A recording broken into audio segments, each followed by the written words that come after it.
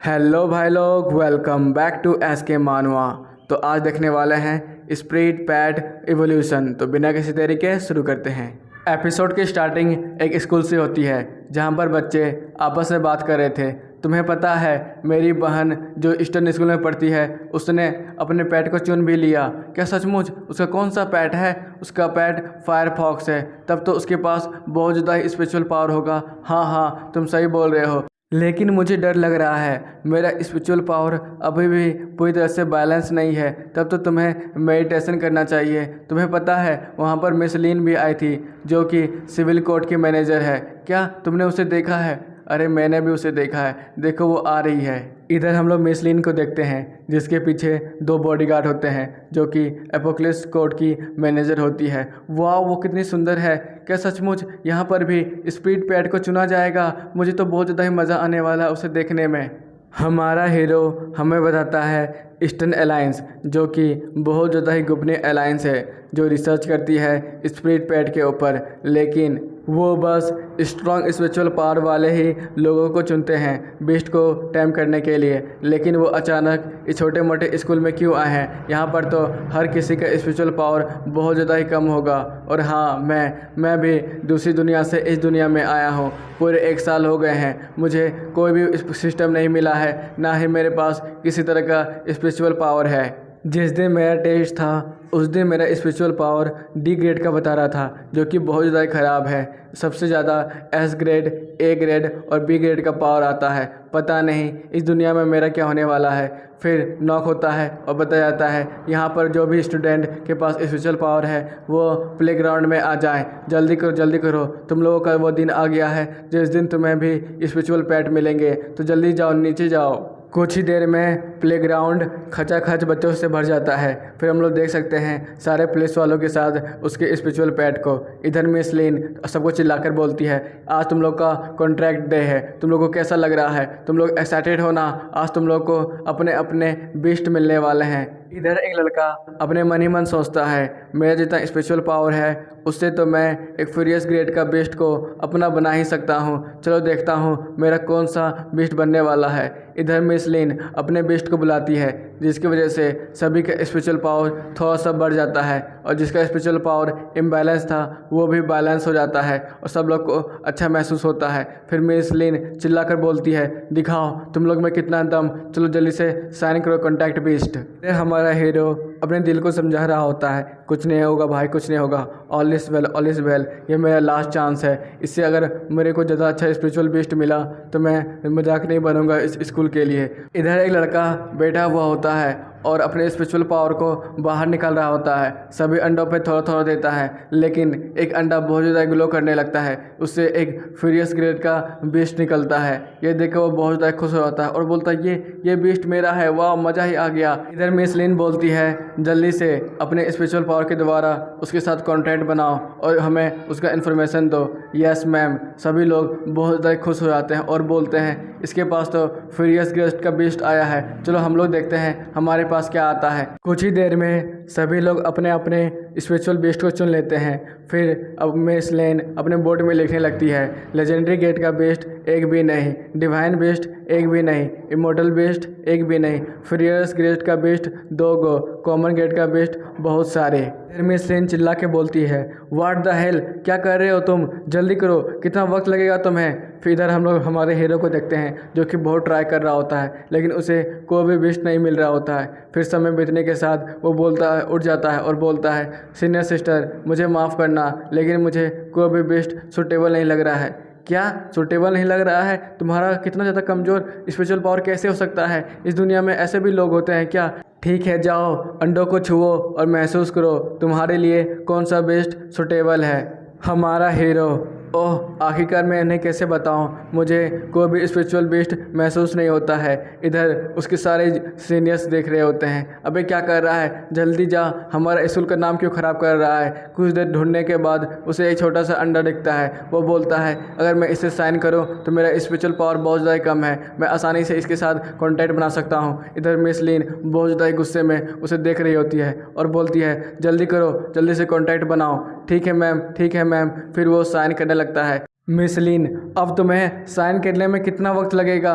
Yes ma'am, मैं कर रहा हूँ। फिर हम लोग देखते हैं उस अंडे से जिसके अंदर से बहुत ज़्यादा ही स्पिरिचुअल पावर निकलता है। यह देखकर सारे लोग डर जाते हैं और बोलते हैं, क्या इस अंडे में लेजेंडरी ग्रेड का बीस्ट था या फिर डिवाइन बीस्ट था? इतना पावर, इतना स्पिरिचुअल प्रेशर। फिर हम लोग देखते हैं हमारे लीन को, जो कि बहुत ज़्यादा डर चुका होता है और अपने मन ही मन सोचता है, क्या मैंने सचमुच किसी डिवाइन ग्रेड के बीस्ट को अपनाया है? फिर हम लोग देखते हैं अंडे को, जो कि धीरे धीरे कर फुट रहा होता है। सब लोग बहुत ज़्यादा एक्साइटमेंट में उस अंडे को देख रहे होते हैं, आखिर कौन सा डिवाइन ग्रेड का बीस्ट निकलेगा। लेकिन निकलता है उससे एक छोटा सा कछुआ। अरे ये क्या, एक कछुआ! इधर मिस लीन चिल्लाकर बोलती है, हमारे सबसे ज़्यादा डम स्टूडेंट ने एक अपने ऑर्नामेंटल टाइप के कछुए को चुना है, जो कि कमाल का बेस्ट है, जो कि बस 2 स्किल को पोजेस कर सकता है पूरे लाइफ टाइम। देखते हैं उसके पास पहला स्किल कौन सा है। सब लोग जोर जोर से हंसने लगते हैं। हाँ, इसका कछुआ तो हमारे हाथ के भी छाए से छोटा है। हमारा हीरो अपने मन ही मन सोचता है, चलो अच्छी बात है, मुझे कोई तो मिला। फिर वो उसे साइन कर लेता है और बोलता है, इसके पास तो बस बेकार सा डिफेंस ग्रेड का स्किल है। इधर मिस लीन अपने मन ही मन सोचती है, मैंने सब कुछ किया था, मैंने सभी बच्चों का स्पिरिचुअल पावर को बैलेंस भी किया और बढ़ाया भी, लेकिन इस गधे का तो कोई काम नहीं आया। चलो मैं क्या ही कर सकती हूँ। फिर वो चले जाती है। इधर हमारा हीरो अपने मन ही मन सोचता है, ऑर्नामेंटल टाइप बेस्ट, जो कि सबसे कमज़ोर बेस्ट होते हैं, उनके पास पूरे जीवन में बस 2 ही तरह के स्किल को पोजेस कर सकते हैं। अब मुझे पता नहीं मेरा क्या होने वाला है, मैं आधे साल भी जिंदा रह पाऊंगा या फिर नहीं। इधर आसपास के सभी लोग उसका मजाक उड़ा रहे होते हैं और बोल रहे होते हैं, क्या इसका डिफेंस एक छोटी सी लड़की की पंच को भी संभाल सकता है? हाँ हाँ भाई, वो भी नहीं संभाल पाएगा, ये बेकार सा कछुआ। इधर हमारा हीरो उसे सहला रहा होता है और अपने मन ही मन सोच रहा होता है, मुझे ऐसा क्यों लग रहा है फ्यूचर में मैं इसका प्रोटेक्ट करने वाला हूँ, ये मुझे बचाने वाला नहीं है।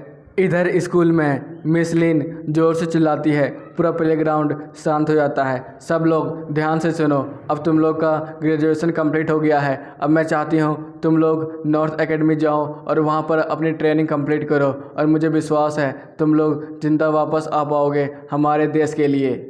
कुछ बच्चे आपस में बात कर रहे थे, तुम्हें पता है इस देश का नॉर्थ साइड सबसे ज़्यादा खतरनाक है, वहाँ पर तो ठंड में बहुत सारे फ्यूरियस ग्रेड के बीस्ट मिलते हैं, वो हर जगह दिख जाएंगे। कॉमन ग्रेड के बीस्ट बस वुल्फ ही हैं। मुझे तो बहुत ज़्यादा डर लग रहा है, क्या मैं वहाँ पर सर्वाइव भी कर पाऊँगा? ये सुनकर हमारा हीरो और भी डर जाता है और अपने मन में सोचता है, ये मोटकी मुझे मरवाना चाहती है पक्का। मिस लीन, चिंता मत करो, तुम लोग वहाँ पर जाके मरोगे नहीं, लेकिन मैं इसकी गारंटी नहीं ले सकती हूँ। हाँ, तुम लोग में से जो भी डरपोक हैं वो अपने बेस्ट को यहाँ पर छोड़ के घर जा सकते हैं। इधर सभी लोग हमारे हीरो को देख रहे होते हैं। इधर हमारा हीरो भी अपने मन ही मन सोच रहा होता है, वो जगह में तो हर साल बहुत सारे बच्चे मारे जाते हैं, और अपने छोटे से कमज़ोर बेस्ट के साथ उस जगह में जाना वो तो पक्का सुसाइड होगा, लगता है मैं मरने वाला हूँ। फिर वो बोलता है, नहीं ऐसा नहीं हो सकता है। तभी हम लोग देखते हैं उसके सामने सिस्टम आ जाता है और उसे बताता है,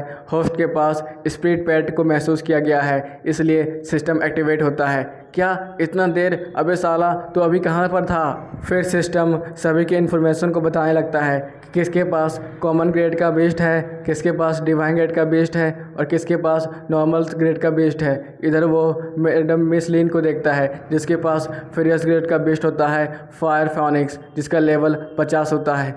अरे ये लेडी तो बहुत ज़्यादा खतरनाक है। फिर वो अपने टटर को देखने लगता है और बोलता है, चलो अब कुछ होप है कि जिससे कि मैं और भी ज़्यादा स्ट्रॉन्ग बन सकता हूँ। फिर उसके पास 4 HP होता है। वो बोलता है, चलो सारे HP को डिफेंस में लगा देते हैं और देखते हैं हम कितने जल्दी और ताकतवर बन पाते हैं। सीन चेंज होता है, एक बड़ी सी पक्षी जो कि अब गाड़ी की तरह काम करती है वो ज़मीन पर उतरती है। सब लोग ये देख के चौंक जाते हैं, वाह वे कितनी बड़ी है। मिस लीन सबको बोलती है, जल्दी आओ इस गाड़ी में बैठ जाओ, अब हम लोग चलने वाले हैं नॉर्थ लैंड। सीन चेंज होता है नॉर्थ लैंड की तरफ, जहाँ पर बर्फबारी हो रही होती है। सभी लोग नीचे आ जाते हैं, सब लोग ठंड के मारे कांप रहे होते हैं। अरे बाप रे कितनी ठंड है, ये जगह तो और भी ज़्यादा ठंडी लग रही है। फिर एक जनरल चिल्लाता है, सभी बच्चे एक जगह पर आ जाएं, सभी बच्चे शांत हो जाएं। फिर वो मिलता है वहाँ के जनरल से और बोलता है, आप लोग का वर्क है कि सारे बच्चों को ट्रेन करना। हाँ ये तो हम लोग को पता है, आपसे मिलकर खुशी हुई।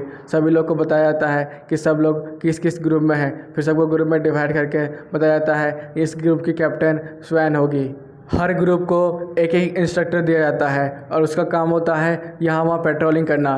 फिर हम लोग हमारे वाले इंस्ट्रक्टर को देखते हैं जिसके पास लेवल 35 का फायर लाइन होता है जो कि बहुत ज़्यादा खतरनाक होता है। फिर इंस्ट्रक्टर हम लोग को समझा रहा होता है हम लोगों का काम है इस दीवार को प्रोटेक्ट करना, और हाँ तुम लोग अगर आपस में ही लड़ने लगे तो मुझे माफ़ करना, मैं तुम लोग को फेंक दूंगा मॉन्स्टर के बीच में, वही तुम्हें अच्छे से खाएंगे, ठीक है ना। अब आराम से करो और कल सुबह हम लोग पेट्रोलिंग के लिए निकलेंगे। यस सर, हम लोग आपके सारे बातों को मानेंगे। फिर सीन चेंज होता है। एक लड़की जिसका नाम सू होता है वो लेन से आती है और बोलती है मैं तुम्हारी कैप्टन हूँ तो मेरी थोड़ी टेक केयर करना, हम लोग साथ में मिलके इस लड़ाई को जीतेंगे। फिर सब लोग हंसी खुशी बातचीत कर रहे होते हैं। इधर दूसरे ग्रुप का टीम उन्हें देखकर घूर रहा होता है और बोलता है ये साला हम लोग के पास तो एक भी लड़की नहीं आई। सीन चेंज होता है। कुछ देर के बाद वो लोग पेट्रोलिंग करने के लिए बाहर निकल जाते हैं। इंस्ट्रक्टर सबको ग्रुप बनाकर धीरे धीरे कर बर्फ़ में चलने को बोलता है। सब लोग कुछ देर जाने के बाद ये जगह तो बहुत ज़्यादा शांत है, हमें तो नहीं लग रहा है कि यहाँ पर किसी तरह का भी मॉन्स्टर मिलेंगे। इंस्ट्रक्टर तुम लोग चिंता ना करो, कुछ देर में मॉन्स्टर आते ही होंगे, वो हमें छुप कर देख रहे होंगे या फिर हमारा शिकार करने के लिए तैयारी कर रहे होंगे। ये सुनकर सब लोग तो बहुत ज़्यादा डर जाते हैं। इधर लीन हमारा मन ही मन सोच रहा होता है आखिरकार कैप्टन क्या देख रहे हैं। इधर वो देखता है तो वहाँ पर एक मॉन्स्टर होता है। ये क्या मॉन्स्टर है। फिर हम लोग देखते हैं वो मॉन्स्टर बड़ी तेज़ी से उनकी तरफ आ रहा होता है। सब लोग बहुत ज़्यादा डर जाते हैं, क्या मॉन्स्टर, कहाँ, हमें तो कोई भी नहीं दिख रहा है। फिर कैप्टन चिल्लाती है और बोलती है जल्दी से सामने देखो वहाँ पर। इधर स्नो लेपर्ड बड़ी तेज़ी से उनकी तरफ आ रहा होता है। उसका ग्रेड कॉमन होता है लेवल 5। इधर इंस्ट्रक्टर बोलता है तुम लोग का इंटेंशन तो बहुत ज़्यादा साफ है, तुम लोग को उसके साथ फाइट करना है और जीतना है, नहीं तो खुद मर जाना है। ये सुनकर सब लोग चौंक जाते हैं, क्या फाइट आखिरकार हमें उनसे लड़ाई करना पड़ेगा। इधर कैप्टन बड़े जोश के साथ उसके साथ लड़ाई करने के लिए आगे बढ़ जाती है और बोलती है चलो दिखाओ हागीचारू तुम क्या कर सकते हो। इधर हागीचारू अपना क्लो अटैक से बड़ी तेज़ी से स्नो लेपर्ड पर अटैक किया जा रहा होता है, जिसकी वजह से उसके पंजे बहुत ज़्यादा घायल हो चुके होते हैं। स्नो लेपर्ड उसे मारने की तैयारी कर रहा होता है लेकिन बार बार स्नो लेपर्ड जख्मी हो रहा होता है। जब हागीचारू अपने कैप्टन के पास नहीं होता है तभी स्नो लेपर्ड पीछे से कैप्टन के ऊपर अटैक करता है। ये देखकर कैप्टन तो बहुत ज़्यादा डर जाती है और अपने मन में सोचती है लगता है मेरा खेल ख़त्म हो गया है। इधर इंस्ट्रक्टर भी अपने मन ही मन सोचता है बेचारी बच्ची लगता है ज़िंदा नहीं बचने वाली है। लेकिन इधर हमारा हीरो जोर से चिल्लाता है और बोलता है तुम उसे नहीं मार सकते हो। फिर वो अपने टर्टल को बोलता है जल्दी से डिफेंस एक्टिवेट करो और जल्दी से उसे प्रोटेक्ट करो। फिर वो अपने टर्टल को उसकी तरफ फेंक देता है। इधर इंस्ट्रक्टर अपने मन ही मन सोच रहा होता है मुझे पता नहीं था ये टीम इतनी ज़्यादा कचरा है, ये तो कॉमन ग्रेड के बेस्ट के साथ भी नहीं लड़ पा रही है। इधर हम लोग अपने टर्टल को देखते हैं जो कि बड़ी तेज़ी से उस लड़की को बचाने के लिए वहाँ तक पहुँच चुका होता है। फिर वो सेफ लेने लगता है। ये देखकर इंस्ट्रक्टर अपने मन ही मन सोचता है मुझे तो लगा था सब लोग इस टीम में बेवकूफ़ हैं लेकिन ये लड़का थोड़ा सा स्मार्ट है, उसने उस लड़की को बचा लिया। इधर शील्ड की वजह से स्नो लेपर्ड अटैक तो करता है लेकिन उसका अटैक डिफ्लेक्ट कर जाता है, जिसकी वजह से कुछ कदम वो पीछे चल जाता है। फैंग होली सीड मैंने अपना सब कुछ लगा दिया था उस डिफेंस अटैक में, लेकिन लगता है स्पीड बेस्ट को चोट लगने की वजह से उसके मास्टर को भी चोट लगती है। फिर वो बड़ी तेज़ी से उस ट्रेडर को पकड़ने के लिए वहाँ जाता है। आउच बहुत जोर से लगी। फिर वो गहरी सांसें लेने लगता है। इधर कैप्टन चिल्लाती है फैंग तुम ठीक तो हो ना, तुम्हें ज़्यादा चोट तो नहीं आई, तुम बुरे बंदे, तुम्हें मैं बताती हूँ। फिर वो अपने हागीचारू को बोलती है जल्दी जाओ उस पर स्लैश अटैक करो, उसे छोड़ना मत। फिर वो आगे मारो बड़ी तेज़ी से उस स्नो लेपर्ड पे अटैक किया जा रहा होता है। स्नो लेपर्ड उससे बहुत ज़्यादा डर चुका होता है। फिर वो वहाँ से भागने लगता है। फिर कैप्टन चिल्लाती है तुम कहाँ भागने की कोशिश कर रहे हो, हागीचारू उसे छोड़ना मत, उसे जाने मत दो। फिर हागीचारू उसके पीछे जाता है और उस पर स्लैश लगाया जा रहा होता है, लेकिन स्नो लेपर्ड उसे डॉज करते करते आगे बढ़ रहा होता है। कैप्टन अपने मन ही मन में स्नो लेपर्ड अब बहुत दूर जा चुका है, मुझे जल्दी से उसे अटैक करके ख़त्म करना होगा, लेकिन उसका रेसिस्टेंट पावर बहुत ज़्यादा अच्छा है, मैं करूँ तो करूँ क्या। पीछे से उसके क्लासमेट बोलते हैं कैप्टन सू हम भी आ रहे हैं। इधर हम लोग एक बर्ड और प्लांट टाइप पैट को देखते हैं जो कि बड़ी तेज़ी से वहाँ पर आ जाते हैं और स्नो लेपर्ड को घेरने की कोशिश करते हैं। स्नो लेपर्ड को बेली पूरी तरह से जकड़ लेती है। ये देखकर कैप्टन अपने हागीचारू को बोलती है जाओ हागीचारू अभी वक्त है, उसे काट डालो। फिर हागीचारू बड़ी तेजी से अपने स्लैश के अटैक से उसे काट डालता है। क्लासमेट वहाँ पर आके आपस में बात कर रहे थे। वह कैप्टन सू का विश तो कमाल का है, उसने 2 अटैक में ही स्नो लेपर्ड को पूरी तरह से काट दिया। हाँ कैप्टन सू आप तो कमाल की हैं। कैप्टन नहीं नहीं, इसमें मेरा हागीचारू कमाल का है, उसके अटैक से ही ये सब मुमकिन हुआ है, लेकिन हम लोग थोड़ा सा केयरलेस हो गए थे जिसकी वजह से स्नो लेपर्ड हम लोग पे अटैक किया था, लेकिन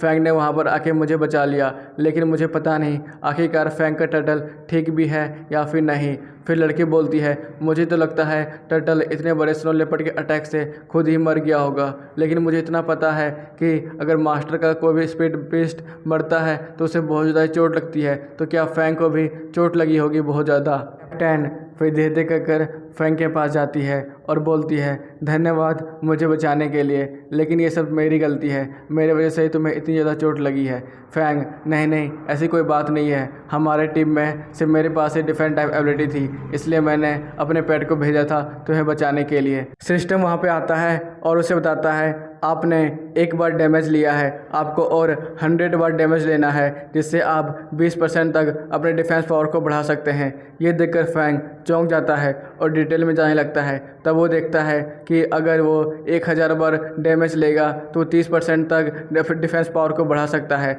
अगर 10,000 बार लेगा तो 40%, 1,00,000 बार लेगा तो 50%, इसी तरह करते करते वो 99% तक अपने डैमेज को बढ़ा सकता है। अरे बाप रे, ये तो कमाल की बात है। अगर मैं अपने से ज़्यादा हाई लेवल के बेट के साथ लड़ूंगा तो मैं जल्दी से जल्दी लेवल अप कर सकता हूँ, लेकिन मुझे केयरलेस नहीं होना है, मुझे आराम आराम से लेवल अप करना होगा। लो अब मेरी किस्मत उतनी भी ख़राब नहीं है, मैं भी ताकतवर हो सकता हूँ सिस्टम की बदौलत। इधर कैप्टन सू हमारे फैंग के फेस को छूती है और बोलती है लगता है तुम्हें यहाँ पे कट लग गया है। फैंग क्या, कहाँ पर लग गया है? क्या इसकी वजह से मेरा पूरा चेहरा ख़राब हो गया है? लगता है मुझसे अब कोई भी लड़की नहीं पटने वाली है। चलो अब जल्दी उठो, मजाक करना बंद करो। हाँ ये सब तो जंग की निशानी है, तुम जैसी लड़कियों को क्या पता। कुछ ही देर में इंस्ट्रक्टर वहाँ पर आ जाते हैं और बोलते हैं वाह तुम लोगों ने तो कमाल ही कर दिया, मुझे इतना पता है तुम लोग अभी स्पीड बेस्ट के साथ कॉन्ट्रैक्ट बनाकर डायरेक्ट आए हो और इतने शॉर्ट समय में स्नो लेपर्ड को हराना ये तो कमाल की बात है। लेकिन ध्यान रखो यहाँ पर बहुत सारे फ्रियस ग्रेड के बेस्ट हैं और ये जंगल आसान नहीं है, ये खतरों से भरा हुआ है, तुम्हारा चैलेंज कभी भी हो सकता है। तभी वुल्फ चिल्लाता है सब लोग तैयार हो जाओ, हम लोग अब जल्द ही बुल्स के साथ फाइट करने वाले हैं। इधर 2 बंदे आपस में बात कर रहे होते हैं। भाई इंस्ट्रक्टर ने क्या बताया, तुम्हें कुछ समझ में आया? भाई मुझे तो नहीं आया। इधर कैप्टन से बोलती है कि हम लोग को तैयार होना पड़ेगा, यहाँ पर स्नो लेपर्ड अकेला था, लेकिन यहाँ पर इस जंगल में बहुत सारे ऐसे कार्निवोरस एनिमल हैं जो कि ग्रुप में शिकार करते हैं और हमें जल्दी उनसे लड़ना पड़ेगा। इधर एक वुल्फ चिल्लाता है और उसी के साथ साथ बहुत सारे वुल्फ भी मूनलाइट में चिल्ला रहे होते हैं। कुछ ही देर में एक भॉक्स का झुंड बड़ी तेजी से हमारे टीम के पास जा रहा होता है और इधर कुछ लोग उसे भी देख लेते हैं और अपने मन में बोलते हैं बुरा हुआ, स्नो लेपर्ड तो अकेला था, लेकिन एक बुल्फ का झुंड यहाँ जल्दी आने वाला है, हमें क्या करना चाहिए कैप्टन सू। इधर इंस्ट्रक्टर अपने पीछे से दारू की बोतल निकालता है और बोलता है अब पीने में मज़ा आएगा, चलो तुम लोग फाइट स्टार्ट करो, अब देखने में मज़ा आने वाला है। फिर वो पीने लगता है और बोलता है मैं देखना चाहता हूँ तुम लोग के अंदर कितनी जोश है, क्या तुम लोग इन सारे वुल्फ को अकेले संभाल सकते हो या फिर नहीं। सब लोग कैप्टन सू की तरफ देखते हैं। इधर फैंग भी धीरे धीरे करके वहाँ से हटता है और बोलता है मुझे इस सबको रोकना पड़ेगा, अब मैं ही यहाँ पर डिफेंस टाइप पेट हूँ तो मैं ही इन सबको संभाल सकता हूँ। ये सुनकर कैप्टन सू बोलती है नहीं पागलपंती मत करो, तुम पहले से ही घायल हो, तुम अभी पूरी तरह से ठीक नहीं हुए हो तो वापस आ जाओ। नहीं मैं इन सबको आसानी से संभाल सकता हूँ, आपको मुझ पर विश्वास रखना चाहिए।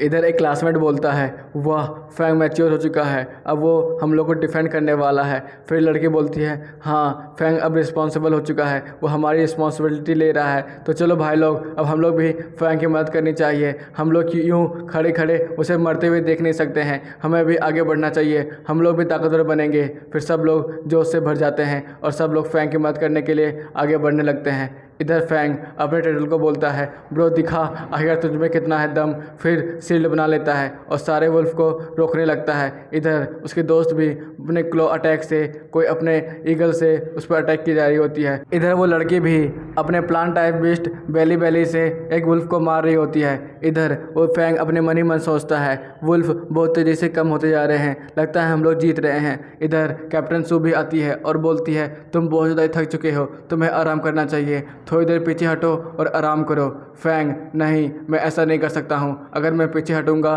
तो मैं स्ट्रॉन्ग कैसे बनूंगा, मुझे और भी ज़्यादा स्ट्रॉन्ग बनना है। कुछ देर तक लड़ाई चलती रहता है, सब लोग अपना अपना कमाल दिखा रहे थे, लेकिन जल्दी बैटल ख़त्म हो जाता है। बहुत सारे लोग घायल हो चुके होते हैं, उनको उठा उठा के ले जाया जा रहा होता है और ट्रीटमेंट दिया जा रहा होता है। इधर फैंग अपने मन ही मन सोचता है, मेरा डैमेज पावर तो उतना नहीं बढ़ा, लेकिन 20% तक बढ़ा है, यह भी कम नहीं है। लेकिन मैंने एक नया स्किल सीखा है, वो है डिफेंस टेंट बैरियर। यह भी कमाल का स्किल है, जिसकी वजह से मैं पूरे ग्रुप को एक बार में प्रोटेक्ट कर सकता हूँ। कुछ देर के बाद वहाँ पर कैप्टन सू आती है और बोलती है, फैंग लगता है तुम बहुत ज़्यादा जख्मी हो चुके हो, लो मेरे पास तुम्हारे लिए कुछ है। फिर वो अपने जेब से एक पोर्शन निकालती है और बोलती है, इसे पी लो, इससे तुम जल्दी ठीक हो जाओगे। फैंग, आखिरकार ये क्या चीज़ है? फिर एक लड़का बोलता है चिल्ला के, वाह ये तो कमाल ही हो गया, मैंने उस पोर्शन को देख लिया, ये पोर्शन सचमुच इंसानों को बहुत जल्दी ठीक कर लेता है, लेकिन ये तो बहुत ज़्यादा ही महंगा है, मुझे विश्वास नहीं हो रहा है कि ये पोर्शन एक फालतू बंदे पर इस्तेमाल हो रहा है। ये सुनकर एक लड़की गुस्से में आ जाती है और बोलती है, कौन फालतू, तू किसे फालतू बोल रहा है? तेरी तो मैं उसे एक लात देती है, जिसकी वजह से उसे बहुत ज़ोर की चोट लगती है और बोलती है, सॉरी मुझे माफ़ करना। मेरा भाई जहाँ मन तहाँ मजाक करने लगता है। फिर फैंग उस पोर्शन को ले लेता है और बोलता है, कैप्टन सू इसके लिए धन्यवाद, मैं फ्यूचर में इसके बदले पे बैक कर दूंगा। कैप्टन, नहीं इसकी कोई ज़रूरत नहीं है, तुमने मेरा पहले हेल्प कर चुके हो, इसके बदले ही मैंने ये पोर्शन दिया है। कुछ ही देर में वहाँ पर इंस्ट्रक्टर आ जाते हैं और बोलते हैं, लगता है तुम लोगों को ज़्यादा चोटें नहीं आई है, लेकिन नॉर्थ टीम को बहुत ज़्यादा चोटें आ चुकी है, इसलिए मुझे वहाँ पर जाना पड़ेगा उनकी मदद करने के लिए। ये सुन के एक लड़का बोलता है, क्या आप हमारे साथ नहीं आने वाले हैं? नहीं, ये मैप लो, तुम लोग सीधे वॉल में चले जाना, वहीं पर आराम करना। लेकिन कुछ ही देर में एक ज़ोरदार दहाड़ की आवाज़ सुनाई देती है। ये सुनकर सब लोग चौंक जाते हैं और डरने लगते हैं। इंस्ट्रक्टर, तुम लोग को डरना नहीं चाहिए, नॉर्थ टीम वहाँ पर फाइट कर रही है, तो जल्दी उसे निपट लिया जाएगा। फैंग अपने मन ही मन सोचता है, ये उतना भी आसान नहीं है जितना हमारे इंस्ट्रक्टर बता रहे हैं। इधर कुछ ही देर में बहुत सारे सोल्जर वहाँ पर आ रहे होते हैं। इधर एक जाइंट एब बड़ी तेज़ी से सोल्जरों को मार रहा होता है और उनके बिस्टों को भी। इंस्ट्रक्टर जल्दी करो, हमें जल्दी यहाँ से निकलना पड़ेगा, ये बिस्ट बहुत ज़्यादा ताकतवर है, ये स्नो लेपर्ड है जो कि 40 रैंक पर होगा, हमें जल्दी से निकलना पड़ेगा। इधर फैंग भी चिल्लाता है और बोलता है, ये बिस्ट तो एलिमेंटल टाइप है, हमें निकलना चाहिए। इधर एक लड़का बहुत ज़्यादा डर चुका होता है, वो बोलता है, यहाँ पे चल क्या रहा है? मॉन्स्टर तो बिन बुलाए मेहमान की तरह आते ही जा रहे हैं, कोई बचाओ कोई बचाओ। फिर सब लोग वहाँ पर जा रहे होते हैं। कैप्टन जोर से चिल्लाता है, तुम लोग इंतज़ार किसका कर रहे हो, जल्दी चलो, हमें यहाँ से जल्दी निकलना पड़ेगा। इधर फैंग भी उस पोर्शन को निकाल कर पी लेता है, पीते ही उसकी सारी इंजरी ठीक हो जाती है। फैंग, इंस्ट्रक्टर हमें किस दिशा जाना चाहिए? हमें जल्दी से सीधे जाना चाहिए, हमें बिस्टों को दीवार पार करने से रोकना होगा, जल्दी चलो। फिर वो सीटी मारता है, जिसकी वजह से उसका बिस्ट वहाँ पर आ जाता है दहाड़ मारकर। जल्दी चलो, मेरे पीछे आओ, मैं तुम लोग को सेफ जगह पर पहुँचा दूंगा। फिर सब लोग बड़ी तेज़ी से वहाँ से भागने लगते हैं। फिर फैंग के सामने सिस्टम आ जाता है और उसे बताया जाता है, आपने जो पोर्शन पिया है उसकी वजह से आपका 50% तक डैमेज को रिड्यूस कर दिया जाता है कुछ देर तक। वह 50%, ये तो कमाल का है। और क्या रिटर्निंग डैमेज ही पड़ेगा, ये तो और भी कमाल का है। फिर थोड़ी देर के बाद बहुत सारे भेड़िए वहाँ पर आ जाते हैं, जिसे हमारा लायन बिस्ट आराम से संभाल रहा होता है। फिर इंस्ट्रक्टर बोलता है, हमें रुकना नहीं है, हमें जल्दी से उस दीवार तरफ जाना होगा, दीवार पर बहुत ज़्यादा बिस्टों ने अटैक किया होगा, हमें उन्हें रोकना होगा। सब लोग बड़ी तेज़ी से उस दीवार की तरफ जा रहे होते हैं। सीन चेंज होता है दीवार की तरफ, जहाँ पर बहुत सारे इंसेक्ट मॉन्स्टर ने अटैक कर दिया होता है। बहुत सारे लेपर्ड, स्नो लेपर्ड और फॉक्स भी वहाँ पर एक साथ जा रहे होते हैं। ये देखकर सब लोग बहुत ज़्यादा डर चुके होते हैं। ये तो बिस्टों की टाइड है, जल्दी भागो यहाँ से, भागो यहाँ से। फिर हम लोग को दिखाया जाता है मैप से आखिरकार अटैक कहाँ पर हुआ है। ये देखकर सब लोग बहुत ज़्यादा डर चुके होते हैं। इंस्ट्रक्टर, हमें क्या करना चाहिए? दीवारों में तो बहुत सारे इंस्ट्रक्टरों ने अटैक कर दिया है। इधर फैंग अपने मन ही मन सोच रहा होता है, मेरा डिफेंस लेवल 50 तक पहुंच चुका है और यहाँ पर बहुत सारे इंसेक्ट मॉन्स्टर हैं। क्या मुझे सबके साथ लड़ाई करना चाहिए? नहीं, ये सी गलती मैं नहीं करने वाला हूँ। क्या पता सारे इंसेक्ट मॉन्स्टर मुझसे भी ज़्यादा स्ट्रॉन्ग है और मुझे ही मार डाले। इधर कैप्टन सीटी बजाता है और उसका फ्लेम लायन वहाँ पर आ जाता है और बोलता है, तुम लोग टेंशन क्यों लेते हो? हम लोग फाइट करेंगे, हम लोग सारे बिस्टों को मार गिराएंगे। मेरा फ्लेम लायन बहुत ज़्यादा ताकतवर है, वो आसानी से कॉमन बिस्टों को तो यूं ही मार गिराता है और मैं भी कम नहीं हूँ। चलो मैं दिखाता हूँ मैं क्या कर सकता हूँ, तुम लोग बस मेरे पीछे रहना। टेंसु, सब लोग तैयार हो जाओ, हम लोग अब युद्ध करने वाले हैं। और हाँ, इंस्ट्रक्टर के पीछे रहना। फैंग अपने शील्ड को एक्टिवेट कर लेता है। कुछ ही देर में इंस्ट्रक्टर बड़ी तेज़ी से वुल्फ को मारे जा रहा होता है और उसका लायन वुल्फ भी बड़ी तेज़ी से एक दो वुल्फ को तो वैसे ख़त्म किया जा रहा होता है। सारे वुल्फ बहुत ज़्यादा डर चुके होते हैं उस लायन बीस्ट से। इधर इंसेक्ट भी बड़ी तेज़ी से उन सब पर अटैक करते हैं, लेकिन बड़ा सा बीस्ट टाइट देखकर वो लोग बहुत ज़्यादा डर चुके होते हैं। तो हम लोग आगे देखेंगे आखिर क्या होने वाला है, क्या वो लोग बीस्ट टाइट से बच पाएंगे या फिर नहीं। हेलो भाई लोग, वेलकम बैक टू एसके मानवा। तो आज स्टार्ट करने वाले हैं स्पीड बीस्ट इवोल्यूशन का नया एपिसोड। तो बिना किसी देरी के शुरू करते हैं। तो कल तक हम लोगों ने देखा था फैंग की टीम को बहुत सारे इंसेक्ट और मॉन्स्टरों ने घेर लिया था और उन पर अटैक कर दिया था। इधर हागीमारू भी बड़ी तेज़ी से एक फॉक्स को मार रहा होता है और बेली भी बहुत सारे इंसेक्ट को पकड़ कर जिन्हें बजा रही होती है। और हमारा कछुआ अपने शील्ड अटैक से बहुत सारे वुल्फ को अंदर आने से रोक रहा था और इधर बर्ड भी फ्लाइंग स्ट्राइक की जा रही होती है। दूसरी तरफ फायरलाइन भी अपने शॉक वेव से बहुत सारे वुल्फ को मार रहा होता है। तभी कैप्टन जोर से चिल्लाता है और बोलता है, हम लोग यहाँ पर लड़ाई करने नहीं आए हैं, सबको जल्दी से आगे चलो, हमें जल्दी कर नॉर्थ गेट के पास पहुँचना होगा। Yes sir. फिर सब लोग बड़ी तेज़ी से नॉर्थ गेट तक जा रहे होते हैं। इधर जायंट बीस्ट ऐप एक जोरदार दहाड़ मारते हुए उस नॉर्थ गेट के पास पहुंच जाता है। वहां पर जाते ही बड़े बड़े चट्टानों को फेंक कर नॉर्थ गेट को तोड़ने की कोशिश कर रहा होता है। फिर नॉर्थ गेट नहीं टूटने के कारण वो जोर से दहाड़ मार रहा था, उसके साथ बड़ी सी बीस्ट आर्मी भी थी। ये तो जायंट बीस्ट ऐप है, ये यहाँ तक पहुँच भी गया, हमें जल्दी करनी होगी नहीं तो नॉर्थ सिटी गेट टूट जाएगा। सीन चेंज होता है सिटी गेट जनरल की तरफ। हाँ, तुम लोग इतनी छोटी मोटी बीस्ट आर्मी से डर गए, रुको दिखाता हूँ इन्हें कैसे संभाला जाता है। फिर वो अपना भाला लेकर कूद जाता है और बड़ी तेज़ी से जायंट एप के एक हाथ को काट देता है। ये देखकर सब लोग खुश हो जाते हैं और बोलते हैं, लगता है जायंट एप उतना भी स्ट्रांग नहीं था। इधर जायंट एप धीरे धीरे कर अपने हाथों को ठीक करने लगता है और एक जोरदार दहाड़ मारता है। इधर जनरल इंस्ट्रक्टर के पास जाता है और बोलता है, बच्चों को सही सलामत ऊपर पहुंचा दो। यस जनरल, लेकिन आपको यहाँ पर नहीं आना चाहिए था, आप तो अभी बीमार हैं, हम लोग ये संभाल लेंगे, आप जा सकते हैं। हाँ, मैं देख ही रहा हूँ तुम लोग कितनी अच्छी तरीके से संभाल रहे हो। जाओ दीवार के पीछे चले जाओ, वहाँ पर रस्सी फेंकेंगे, सारे बच्चों को धीरे धीरे कर ऊपर ले आओ। Yes gender. फिर वो सारे बच्चों को दीवार के पीछे ले जाता है, वहाँ पर रस्सी फेंकी जाती है और सब लोग ऊपर जा रहे होते हैं। इधर जायंट एब बड़े ही गुस्से में जनरल की तरफ झपटता है, लेकिन तभी जनरल का वाइट टाइगर वहाँ पे आ जाता है और जायंट बीस्ट के ऊपर अपने पंजे से अटैक करता है, जिससे जायंट बीस्ट बहुत ज़्यादा जख्मी हो जाता है और पीछे हट जाता है। इधर फैंग भी उस लड़ाई को देख रहा था और अपने मन ही मन सोच रहा था, चलो अच्छा है हमारे पास भी एक ताकतवर बीस्ट है वाइट टाइगर, जिसका लेवल 51 होता है, जो कि आइस टाइप होता है। वो बड़ी तेज़ी से जायंट एप पर अटैक किया जा रहा होता है, जिसकी वजह से जायंट एप बहुत ज़्यादा घायल हो चुका होता है। इधर सब लोग एक एक कर दीवार के ऊपर चढ़ रहे थे, तभी फैंग की बारी आती है, वो भी चढ़ रहा होता है। तभी कैप्टन बोलती है, फैंग मेरा हाथ पकड़ो और जल्दी से ऊपर आ जाओ।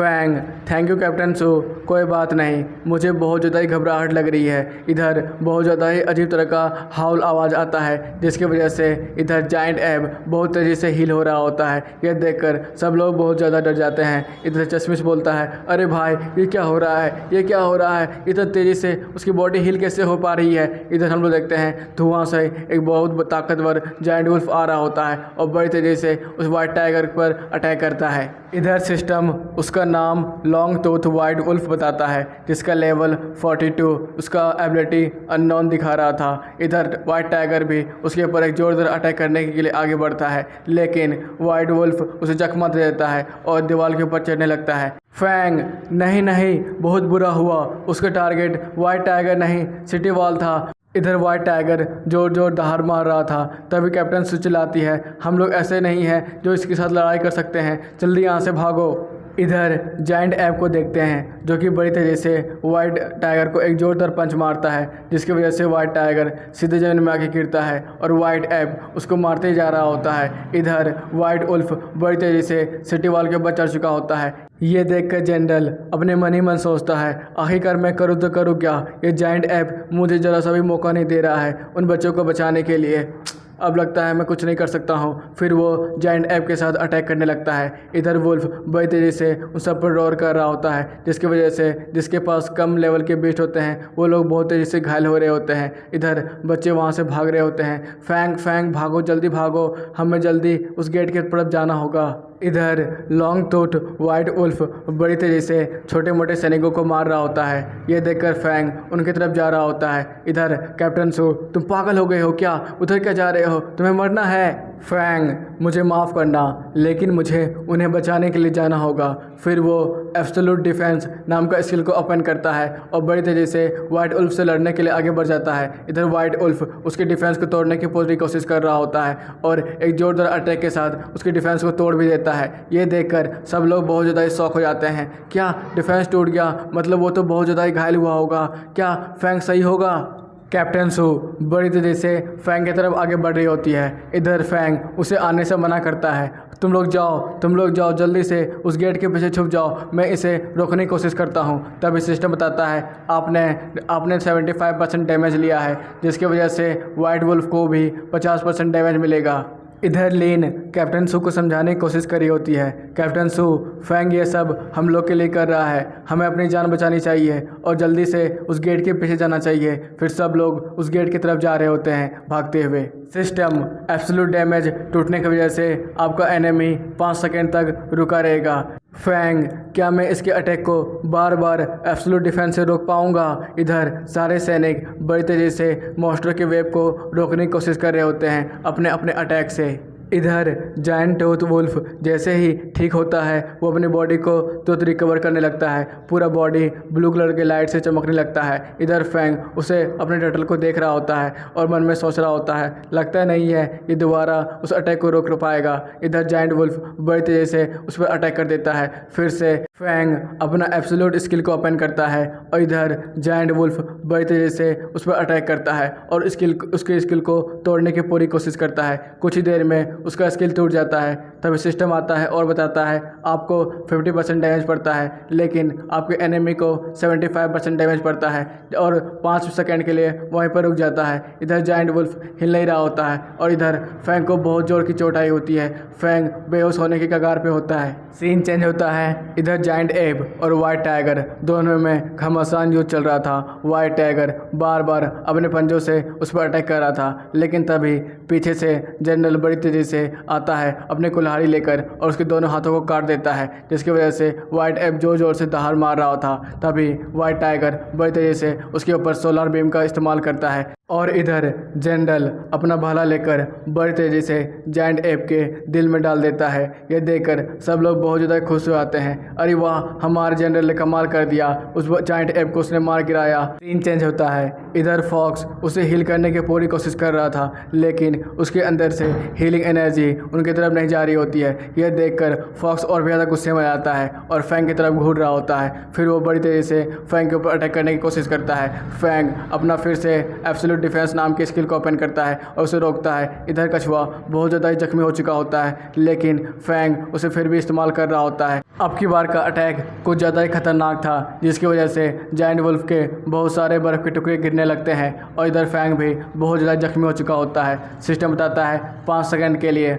आपका एनिमी वहीं पर रुक चुका होता है, लेकिन तभी जायंट वुल्फ बड़ी तेज़ी से फैंग के ऊपर अटैक करता है। ये देखकर फैंग और भी ज़्यादा डर जाता है और बोलता है मुझको तो खड़े होने की हिम्मत भी नहीं हो रही है, लगता है मेरा खेल खत्म होने वाला है। सीन शिफ्ट होता है इधर ग्रेट ग्रैंड जनरल, हाँ छोटा मोटा भेड़िया, फिर वो अपने थंडर टाइगर को बोलते हैं जाओ अपना कमाल दिखाओ। थंडर टाइगर एक जोरदार दहाड़ मारता है, जिसकी वजह से एक बहुत ज़्यादा ताकतवर बिजली सीधे उस भेड़िए के ऊपर गिरती है, जिसकी वजह से भेड़िया पूरी तरह से राख में बदल जाता है। ये देखकर सब लोग बहुत ज़्यादा खुश हो जाते हैं, वाह ये तो हमारे ग्रेट ग्रैंड जनरल हैं, वो आ गए, उन्हीं के पास थंडर लायन है। इधर देखते हैं फैंग को, जो कि उठता है और बोलता है अरे ये हो क्या रहा है, क्या ये मूवी चल रही है? लास्ट सीन में ही मेरे को सिस्टम मिल जाता है, मेरी जान बच जाती है, आगे क्या ये हो क्या रहा है? जैसे ही 2 ताकतवर बीस्ट मरते हैं, पूरी बीस्ट आर्मी शांत हो जाती है, सब लोग वहाँ से भागने लगते हैं। ये देखकर सब लोग बहुत ज़्यादा खुश हो जाते हैं, हम लोग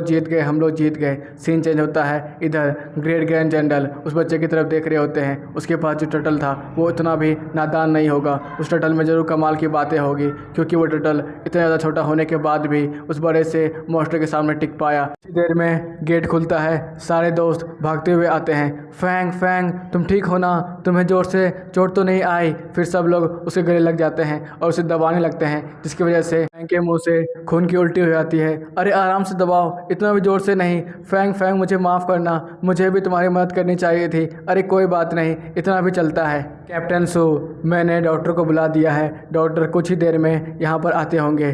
तभी ग्रेट ग्रैंड जनरल वहाँ पर आते हैं और बोलते हैं तुम कैप्टन सू हो ना, मैंने तुम्हारे बारे में सुना है, चलो कोई बात नहीं। फिर वो आगे बढ़ जाते हैं और बोलते हैं लो बच्चे ये दवाई पी लो, ये तुम्हें ठीक होने में मदद करेगा। फैंग, थैंक यू जनरल ये मेडिसिन देने के लिए।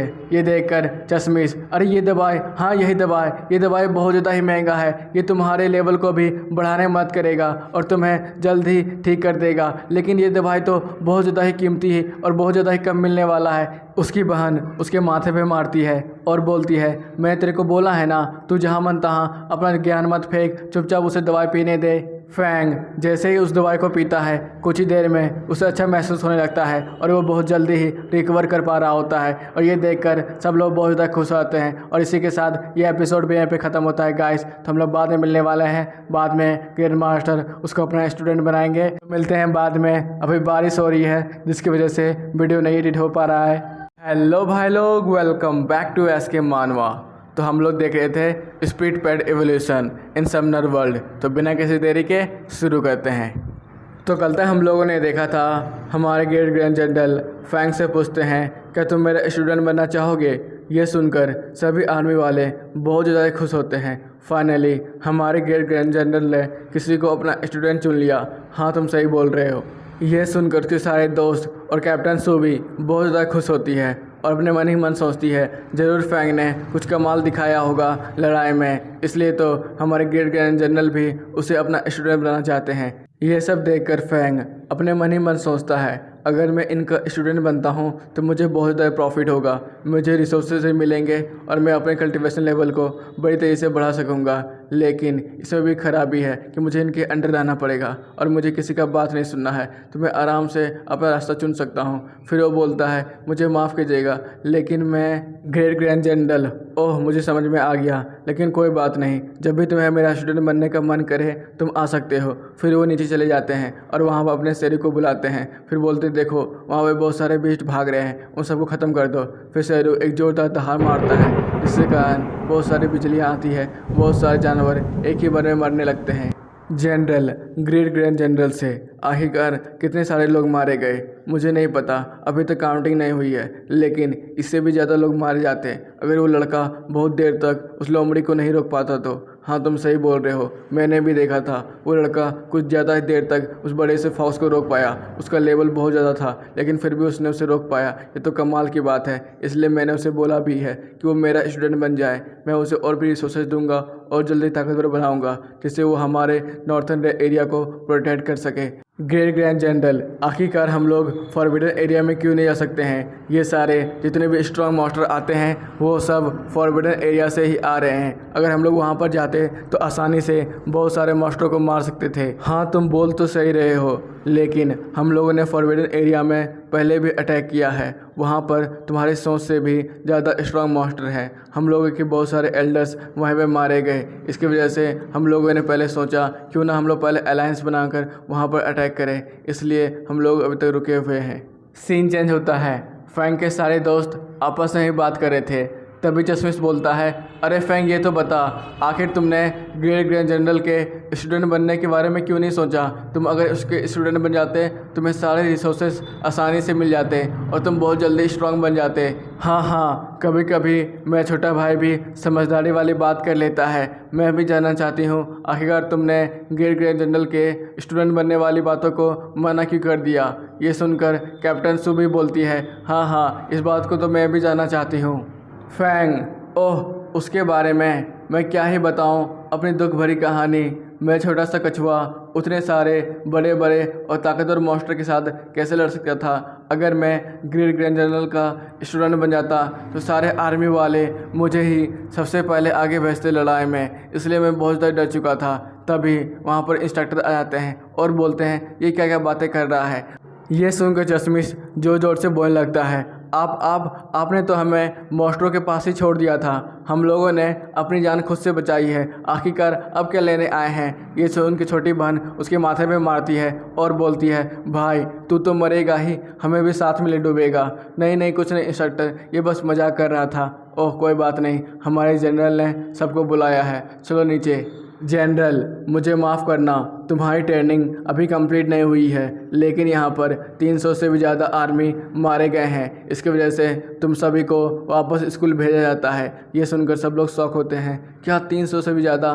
सब लोग ध्यान से सुनो मेरी बातों को, तुम लोग भविष्य हो हमारे देश के लिए, इसलिए अच्छे से फ्यूचर में मेहनत करना। फिर वहाँ पर फ्लाइंग बोट आता है और सबको बोला जाता है एक एक कर ऊपर आने को। सब लोग धीरे धीरे करके ऊपर जा रहे होते हैं। फैंग अपने मन ही मन सोचता है, 300 लोग, अगर मैं वहाँ पर थोड़ी और देर रुकता तो मैं पक्का मार जाता।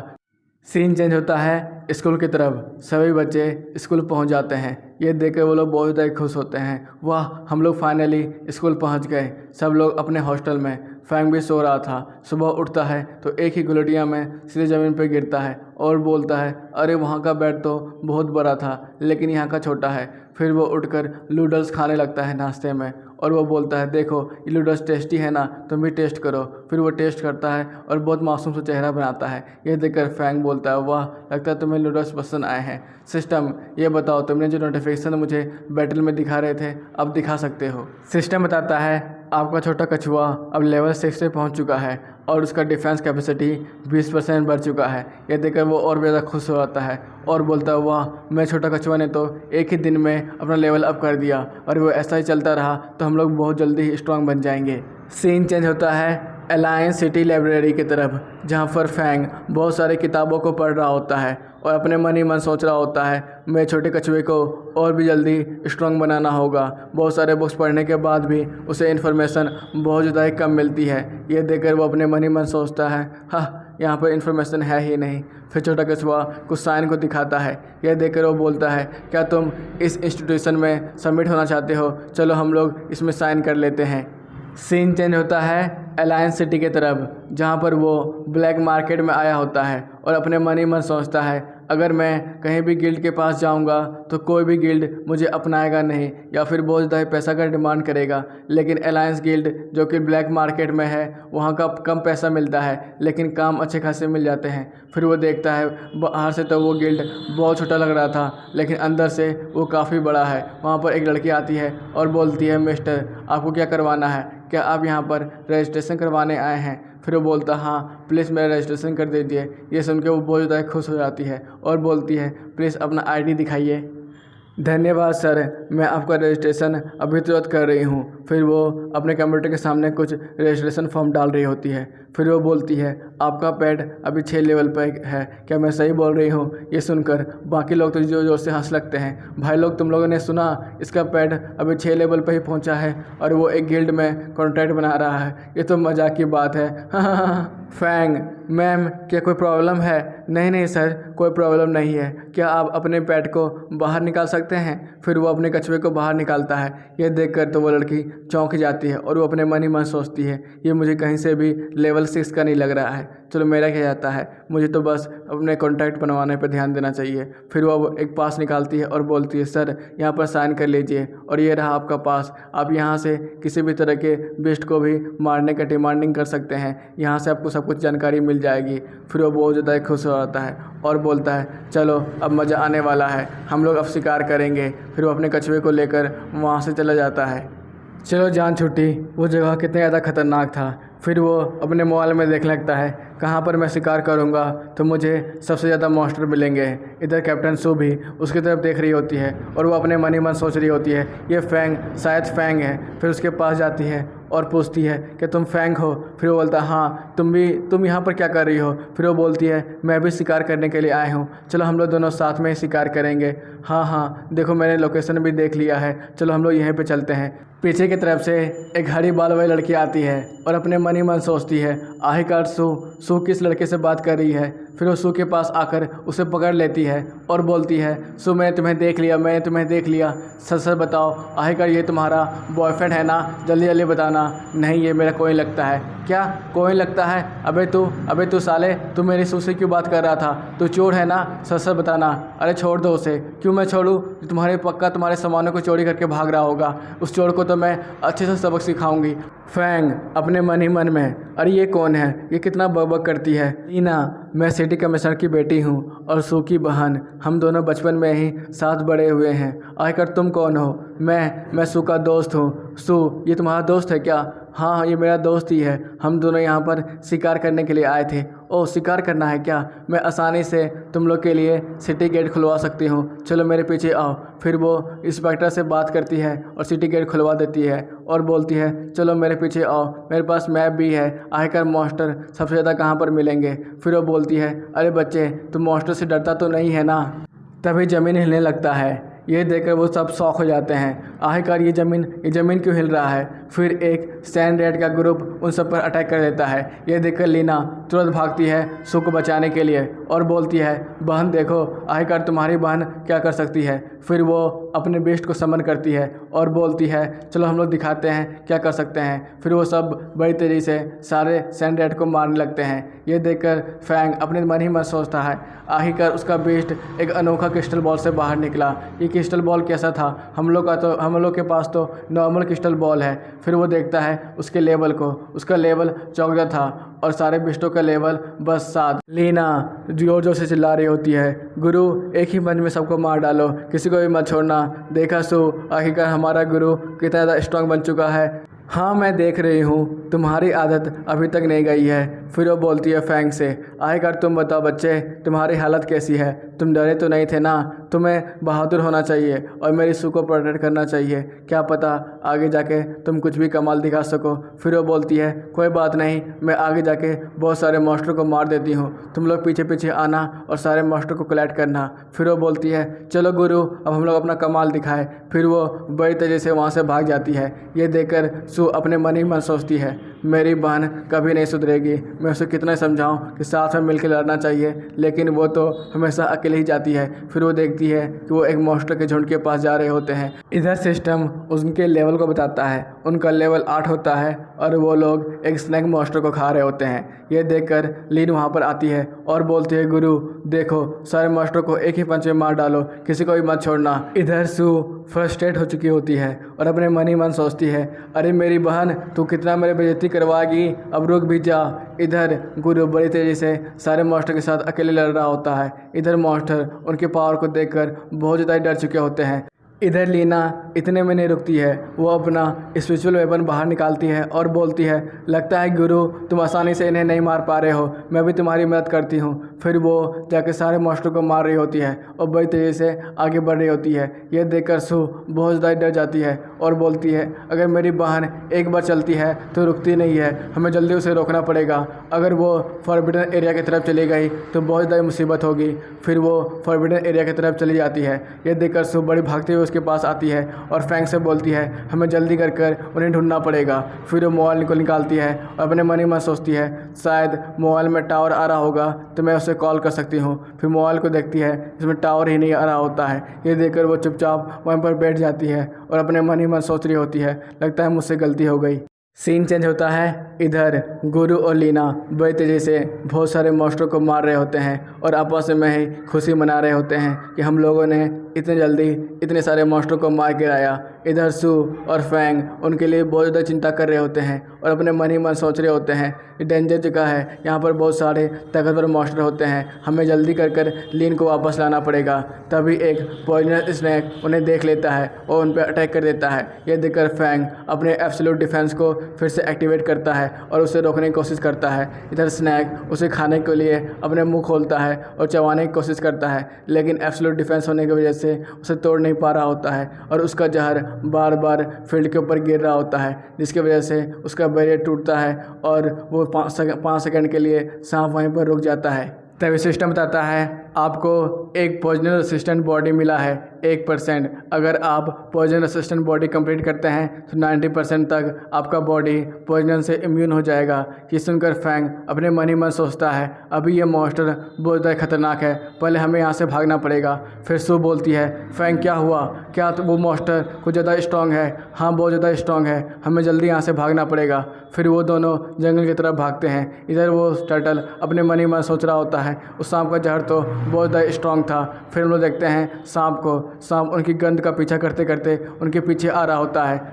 कुछ दूर तक भागने के बाद सू अपने मन ही मन सोचती है, मुझे बहुत ज़्यादा बुरा महसूस हो रहा है। फिर वो फैंग को बोलती है, क्या हम लोग सही कर रहे हैं? हम लोग जंगल के और भी ज़्यादा अंदर जा रहे हैं, वहाँ पर तो और भी ज़्यादा स्ट्रॉन्ग मॉन्स्टर मिलेंगे, क्या हमें बाहर रुकना नहीं चाहिए? फिर फैंग बोलता है, अगर हम लोग अभी नहीं भागे तो वो सांप पक्का हमें जिंदा खा जाएगा। फिर वो थोड़ा सा एनर्जी हागी चारों से बोरो करती है और बोलती है, ठीक है तुम सही बोल रहे हो। फिर वो दोनों बड़ी स्पीड से वहाँ से भागने लगते हैं। कुछ दूर भागने के बाद हमें मैप दिखाया जाता है, आखिरकार सांप उनका पीछा कैसे किया। फिर सांप डायरेक्ट उनके सामने आता है। यह देखकर दोनों बहुत ज़्यादा घबरा जाते हैं। इधर सू डरते डरते, क्या ये वो सांप वही है या फिर यहाँ पर बहुत सारे सांप हैं? फिर फैंग अपना एब्सोल्यूट डिफेंस एक्टिवेट करता है और उस सांप के अटैक को रोकता है और बोलता है, हमें जल्दी यहाँ से भागना चाहिए। फिर सांप 5 सेकंड के लिए वहीं पर रुक जाता है और उसकी जहर की वजह से हमारा फैंग की हालत ख़राब हो रही होती है और इधर छोटा कछुआ भी अपने आप को धीरे धीरे करके संभाल रहा होता है।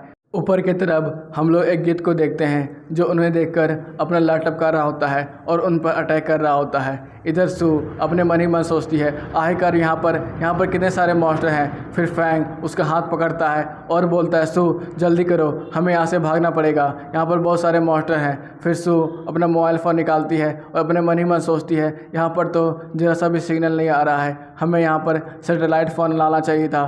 फिर हम लोग देखते हैं सांप को जो कि उनका पीछा किए जा रहा होता है, जिसके कारण सू बहुत ज़्यादा डर चुकी होती है और इधर फैंग उसे समझा रहा होता है, हमें भागना पड़ेगा। फिर फैंग एब्सोल्यूट डिफेंस ऑन करके उस सांप को रोकने की कोशिश करता है और बोलता है, सू जल्दी से यहाँ से भाग जाओ, मैं तुम्हें प्रोटेक्ट करूँगा। ये सुनकर सू जोर से चिल्लाती है, अरे पागल, इस बार ऐसा नहीं होने वाला है, हमें जल्दी यहाँ से भागना पड़ेगा। इधर गिद्ध फैंग की तरफ अटैक करता है। फैंग अपना एब्सोल्यूट डिफेंस ऑन करके उसे भी रोकता है और बोलता है, यहाँ पर 2 मॉन्स्टर है, तुम्हें जल्दी यहाँ से भागना चाहिए सू। फैंग कुछ देर तक तो उन सारे मॉन्स्टर को संभाल पा रहा होता है। ये देखकर सू अपने मन ही मन सोचती है, लगता है वो गिद्ध मॉन्स्टर बहुत ज़्यादा कमज़ोर है, मुझे जल्दी से उसे मार देना चाहिए। फिर वो अपने हागी चारों को बोलती है, हागी चारों जल्दी से बाहर आओ और उस गिद्ध मॉन्स्टर पर अटैक करो।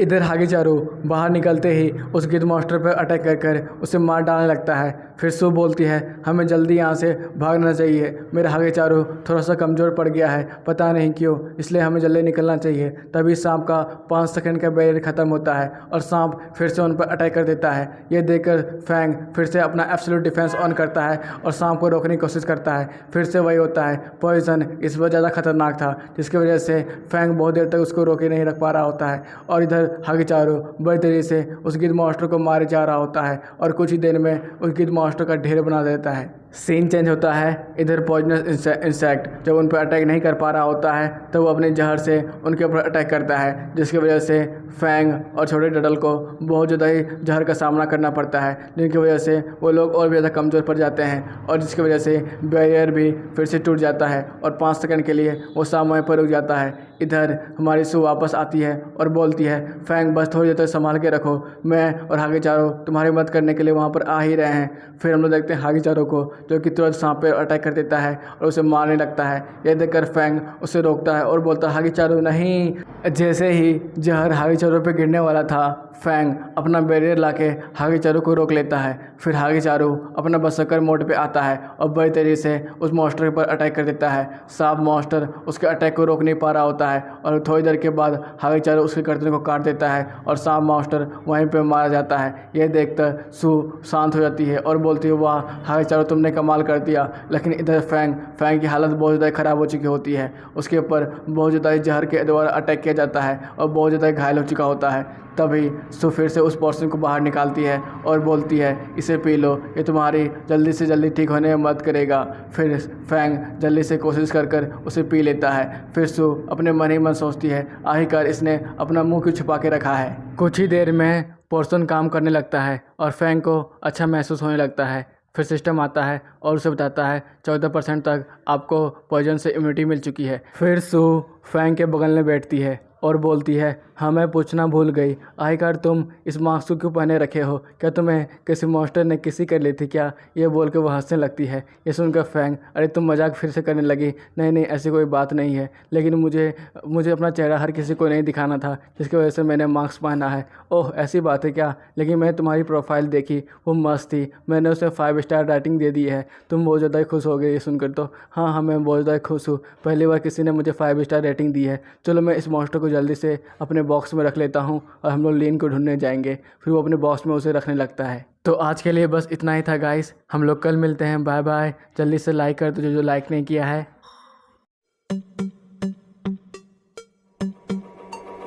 लो भाई लोग, वेलकम बैक टू एसके मानवा। तो हम लोग देख रहे थे स्प्रिट पैट एवोल्यूशन इन समनर वर्ल्ड। तो बिना किसी देरी के शुरू करते हैं। तो अभी तक हम लोगों ने देखा सू का म्याओ म्याओ पॉइजन स्नेक को मार डालता है और फैंग उसे अपने पॉकेट बॉक्स में रखने लगता है। पीछे से देखो तुम्हारे पीछे कौन खड़ा है, एक बड़ा सा मॉन्स्टर जो कि तुम्हें कच्चा चबाने वाला है। सू आते ही साथ तुम अपना नाटक स्टार्ट कर दी, देखो तुम्हारे वजह से मैं बाल बाल बची हूँ, कितने सारे मॉन्स्टर हमारे पीछे पड़ गए थे। हम लोगों को तो इस घने जंगल में आना ही नहीं था, लेकिन हम लोग तुम्हें ढूंढते ढूंढते यहाँ तक आ गए। लीन सू क्या हुआ तुम्हें, कहीं चोट तो नहीं आई? तुम्हारा मॉन्स्टर कैसा है, क्या वो घायल है? मैं तो पता नहीं था कि ऐसा होने वाला है, नहीं तो मैं पक्का तुम्हें छोड़ के नहीं जाती। मैं तो बस इसलिए छोड़ के गई थी कि तुम दोनों साथ में अकेले वक्त बिता पाओ। क्या बकवास बात कर रही हो? मैं क्या बकवास बात कर रही हो? तुम बकवास कर रही हो तो एक लड़का लड़की क्यों साथ में रहते हैं? फिर दोनों फैंग की तरफ देखने लगते हैं। फैंग बोलता है मैंने कुछ नहीं किया है, सब मेरे टर्टल ने किया है। क्या इस छोटे से मॉन्स्टर ने उतने बड़े बड़े मॉन्स्टर को मार दिया? मुझे तो विश्वास नहीं हो रहा है, लेकिन मैं क्या ही कर सकती हूँ, मुझे विश्वास करना ही होगा। फैंग छोड़ो इन बातों को, पहले ये बताओ हम लोग अब जंगल के अंदर जाने वाले हैं या फिर बाहर, क्योंकि जल्द ही रात होने वाली है और यहाँ पर बहुत सारे ताकतवर मॉन्स्टर हैं, हमें जल्दी रहने के लिए टेंट बनाना चाहिए। लीन नहीं इसकी कोई ज़रूरत नहीं है, यहाँ पास ही में मिलिट्री टेंट है, हम लोग वहीं पर जाने वाले हैं। सो ओह चलो हम लोग अब चलते हैं। सब लोग जा रहे होते हैं और इधर फैंग अपने मन ही मन में सोच रहा होता है मुझे पता नहीं था सू का बैकग्राउंड इतना स्ट्रॉन्ग है। उसके पापा 12 ग्रेट जनरल में से एक हैं जो कि एक बड़ी सी ज़मीन को प्रोटेक्ट करते हैं फॉरबिडन लैंड से, लेकिन मुझे ये समझ में नहीं आ रहा है सू के पास इतना कमज़ोर बिस्ट कैसे है। फिर फैंग बातों ही बातों में पूछ देता है सू का फैमिली बैकग्राउंड तो इतना स्ट्रांग है, फिर वो नॉर्मल से नॉर्थन एकेडमी में क्यों पढ़ रही है? लीन, परिवार की बातें क्या ही बताऊँ मैं। सू का फैमिली बहुत ज़्यादा ही स्ट्रिक्ट है। उसके पापा उसके घर के बाहर जाने से भी मना कर दिए थे। उसके बहुत सारे दुश्मन थे, जिसकी वजह से सू को बोर लगने लगा और वो हमारे पास आ गई। हमारे पास से सीधे वे नॉर्थन एकेडमी में चले गई बिना बताए। सू के पापा को पता है कि वो नॉर्थन एकेडमी पढ़ रही है और उसके पास एक पैड भी है। सू, तुम ही लोग बताओ मैं क्या करती? मुझे भी अपने पापा जैसा स्ट्रांग बनना था, तो मैंने भी चुना सीधे अपनी बहन के पास गई और वहाँ पर सुना कि नॉर्थन एकेडमी में अच्छे खासे बीस्ट मिल जाते हैं, तो मैंने सीधा वहाँ पर एडमिशन ले लिया और मुझे देखो ये बीस्ट मिल गया। मियाँ मियाँ उतना भी कमज़ोर नहीं है, इसके साथ मैं जल्द ही ताकतवर बन जाऊँगी अपने पापा जैसा या फिर उससे भी ज़्यादा ताकतवर। लीन, हाँ हाँ, बातें तो तुम बड़ी बड़ी करती हो लेकिन काम छोटे। अगर तुम अपने पापा के साथ रहती, तुम्हारे पापा तुम्हारे बेस्ट को जल्द से जल्द इवॉल्व कर देते और तुम्हें बहुत ज़्यादा स्ट्रांग बनने में मदद करते। नहीं, ऐसा कुछ नहीं होता, वो मुझे फिर से घर में बंद कर देते। फैंग, अरे यार, लगता है मैंने गलती कर दी। ये दोनों फिर से स्टार्ट हो गई। उधर वो दोनों बहस किए जा रही होती है और फैन अपने मन ही मन सोच रहा होता है आखिरकार मैं अपने बेस्ट को इवॉल्व कैसे कर सकता हूँ। तभी सिस्टम नोटिफिकेशन देता है कि आपके ऊपर खतरा आने वाला है, 20% डेंजर। अरे ये तो लिटिल माइसी है जो कि लेवल 7 पे है। मैं इसे आराम से एब्सोल्यूट डिफेंस से रोक सकता हूँ। इधर वो माइसी सीधे अटैक कर देता है हमारी लीन के ऊपर। इधर लीन अपने बोल रही होती है अगर मैं रहती ना तुम्हारी जगह पर, तुम्हारे पापा को एक ही पंच में ढेर कर देती। और इधर वो रेड ढेर हो जाता है और लीन अपने मन ही मन सोचती है अरे मैंने तो कुछ भी नहीं किया। फिर लीन और गुरु पूरे रास्ते बॉक्सिंग प्रैक्टिस कर रहे होते हैं। बीच बीच में जितने भी सारे मॉन्स्टर आ रहे होते हैं, गुरु उन्हें एक ही पंच में ढेर किया जा रहा होता है। लीन, अरे वाह, मज़ा ही आ गया। बॉक्सिंग प्रैक्टिस करने में तो मॉन्स्टर हमारे पास खुद चल के आते हैं। कुछ देर के बाद लीन थक जाती है और सीधे वो लोग टेंट के पास पहुंच जाते हैं। फैंग इधर उधर देखने लगता है आखिरकार यहाँ के इंचार्ज कहाँ पर हैं। फिर हम लोग देखते हैं इंचार्ज को, जो कि बहुत सारे बच्चों को देखता है और उनके पास चला जाता है। अरे बच्चों, इतनी देर रात तुम लोग जंगल के बीचों बीच क्या कर रहे हो? तुम्हें डर नहीं लगता? यहाँ पर तो बहुत सारे खतरनाक बीस्ट हैं। अंकल, ये मैं हूँ सू, आपने पहचाना नहीं? बेटी सू, ओ तुम हो क्या? मैंने तुम्हें बचपन में ही देखा था। मैं तुम्हारे पापा को बोला भी था कि मेरे साथ भेज देने, मैं उसे स्ट्रांग बनाऊंगा। लेकिन तुम नॉर्थन लैंड की तरफ क्या कर रही हो? लगता है तुमने अपने पापा से जीत कर यहाँ पर एडमिशन ले लिया। चलो ये अच्छी बात है। चलो अब तुम लोग आराम कर लो, तुम लोग बहुत ज़्यादा थक चुके होगे। चलो मेरे पीछे आओ, मैं तुम लोग को तुम्हारे कमरे तक छोड़ के आता हूँ। इधर लीन चिल्ला रही होती है अरे आपने मुझे नहीं पहचाना, मैं लीन हूँ। अंकल येन, आपने मुझे नहीं पहचाना। अंकल येन, बच्चों मुझे माफ़ करना, आज के लिए बस यही टेंट खाली था, लेकिन ये उतना सूटेबल नहीं है ना। सू, नहीं अंकल, ये सूटेबल है। देखिए यहाँ पर सोफ़े भी लगे हैं और बेड भी है, हमें इससे ज़्यादा क्या चाहिए? आखिरकार ये बताओ ये लड़का कौन है? ये कुछ बोल भी नहीं आ रहा है। इसका बैकग्राउंड क्या है? नहीं अंकल, ये हमारा दोस्त है नॉर्थन एकेडमी का, इसका बैकग्राउंड उतना खास नहीं है। ओह ऐसी बात है, चलो कोई बात नहीं। हाँ लीन, तुम यहाँ आओ, तुमसे मुझे कुछ बात करना है। ये सुनकर लीन उनके टोन से और ज़्यादा परेशान हो जाती है और उनकी तरफ जाने लगती है। टेंट के अंदर सू अपने पॉकेट में कुछ खोज रही होती है और एक क्रिस्टल जैम बाहर निकालती है और बोलती है ये क्रिस्टल जैम मैंने अपने मियाँ मियाँ के लिए रखा था, उसके एवोल्यूशन के लिए, लेकिन ये अंकल येन वो मुझे एवोल्यूशन के लिए सामान दे देंगे, ये तुम रख लो। फैंग, आखिरकार तुम मुझे ये क्यों दे रही हो? क्यों दे रही हूँ? इसका क्या मतलब है? हम लोग दोनों दोस्त हैं और तुमने मेरी इतनी बार जान भी बचाई है, तो इसके लिए ये छोटा सा गिफ्ट ये तो बनता है ना। अब रख भी लो यार, मैं बार बार हर किसी को ये गिफ्ट नहीं देती हूँ। फैंग, ओह ठीक है, चलो कोई बात नहीं, मैं इसके लिए भी तुम्हें बाद में पे कर दूँगा। फिर वो दोनों बाहर की तरफ देखने लगते हैं। बाहर में लीन अपने अंकल से बहुत ज़्यादा ही सुन रही होती है आखिरकार तुम्हारा बच्चे जैसा हरकत ये ख़त्म नहीं होगा ना? अरे अंकल आप भी। सू, लगता है अंकल उसको अच्छे से डांट रहे हैं। अब मैं क्या ही कर सकती हूँ? अगर मैं अभी बीच में गई तो मुझे भी डांट पड़ेगी। इससे अच्छा है कि उसे ही झेलने दो। और वो भी आजकल बहुत ज़्यादा ही बदतमीज हो गई है, बार बार यहाँ वहाँ चली जाती है और नाटक करने लगती है। आखिरकार तुम बताओ तुम क्या सोच रहे हो? फिर फैंग खड़ा होता है और बोलता है सू ध्यान से सुनो, मैं उस तरह का लड़का नहीं हूँ, तुम बार बार मेरे करीब मत आओ, थोड़ा सा डिस्टेंस मेंटेन रखो और हम लोग फ्यूचर में बाद में मिलेंगे। सू, हैं अभी से क्या हुआ? ये इस तरह की बातें क्यों कर रहा है? फिर अंकल यैन और लीन अंदर आते हैं।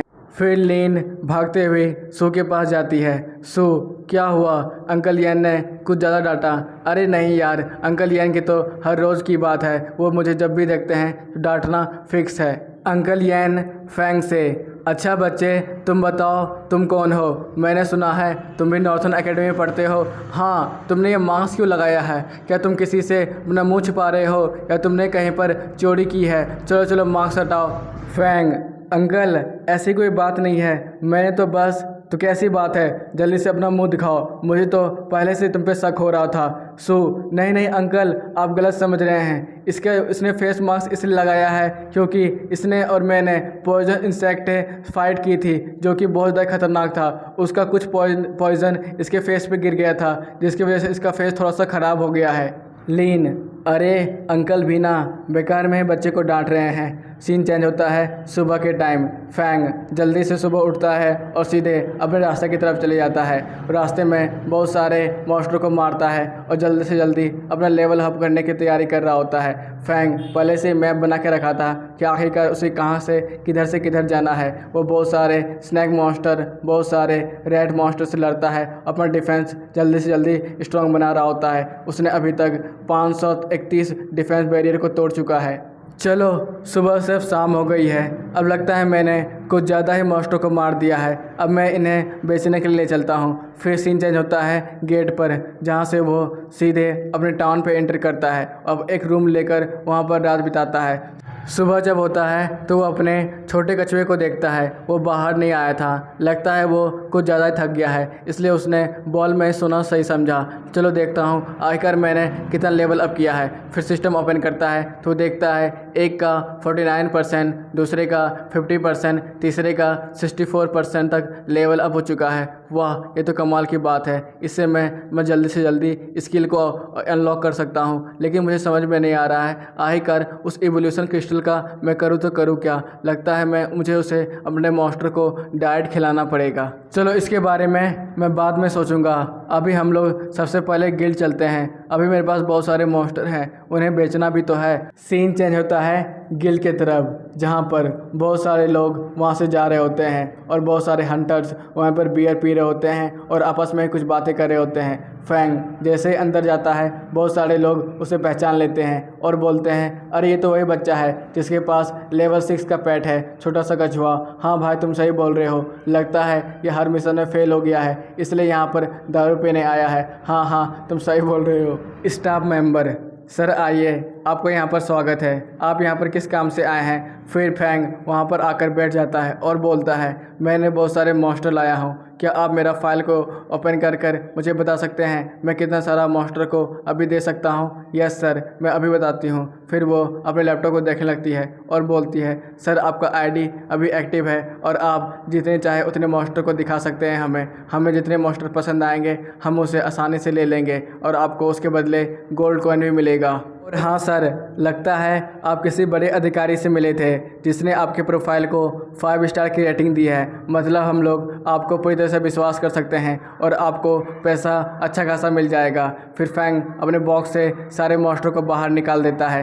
ये देखकर तो सब लोग के माथे फट जाते हैं। वहाँ पर इतने सारे मॉन्स्टर हम लोग ने तो अपने पूरे जीवन में नहीं देखा था कि इतने सारे मॉन्स्टर उस जंगल में कैसे मिल सकते हैं। और हाँ, इसके पास तो सबसे बड़ा पाइथन है जिससे कि 5 लोगों को खा लिया था। क्या 5 लोगों को खा लिया था? इसने उसे मार दिया है? हमें तो विश्वास नहीं हो रहा है, ज़रूर इसने किसी की मदद ली होगी। हाँ पक्का इसकी किसी की मदद ली होगी।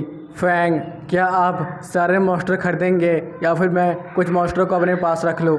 नहीं नहीं सर, मैं देखती हूँ हमें कितने सारे मॉन्स्टर की ज़रूरत है। फिर वो फाइल देखने लगती है और बोलती है, सर हमें सारे मॉन्स्टर की ज़रूरत है, क्या आप सारा बेच सकते हैं? फैंग, हाँ क्यों नहीं, आप सारा ले सकते हैं। फिर वो कैलकुलेट करने लगती है आखिरकार उस सारे मॉन्स्टर के पैसे कितने हुए। फिर वो बताती है, सर $80 80 युआन करेंसी हुए, क्या आप इसे लेना चाहेंगे या फिर हम लोग आपको एक बॉक्स में पैक करके दें? फैंग, नहीं नहीं, इसकी कोई ज़रूरत नहीं है। क्या आप मुझे सीधे प्रोफाइल में नहीं दे सकती हैं? हाँ सर, मैं वैसा कर सकती हूँ और वैसा आसान भी होगा। मैं आपको सीधे प्रोफाइल में ही डाल देती हूँ। फिर वो सारे पैसे को प्रोफाइल में डाल देती है। इधर फैंग उसे देखता है और बोलता है, ओह 80 युआन करेंसी, ये कुछ ज़्यादा कम है, लेकिन कोई बात नहीं, अभी के लिए काफ़ी होंगे। फिर वो वहाँ से जाने लगता है। सब लोग उसे ही देख रहे होते हैं और घूर रहे होते हैं। आखिरकार उसके पास इतने सारे पैसे हैं, लगता है इसे टपकाना ही पड़ेगा। अरे भाई, तू पागल हो गया है क्या? उसने उतने सारे बेस्टों को अकेले ही मारा है। आखिरकार सोच, उसके पास कितना ताकतवर बेस्ट होगा। हमें उससे पंगा नहीं लेना चाहिए।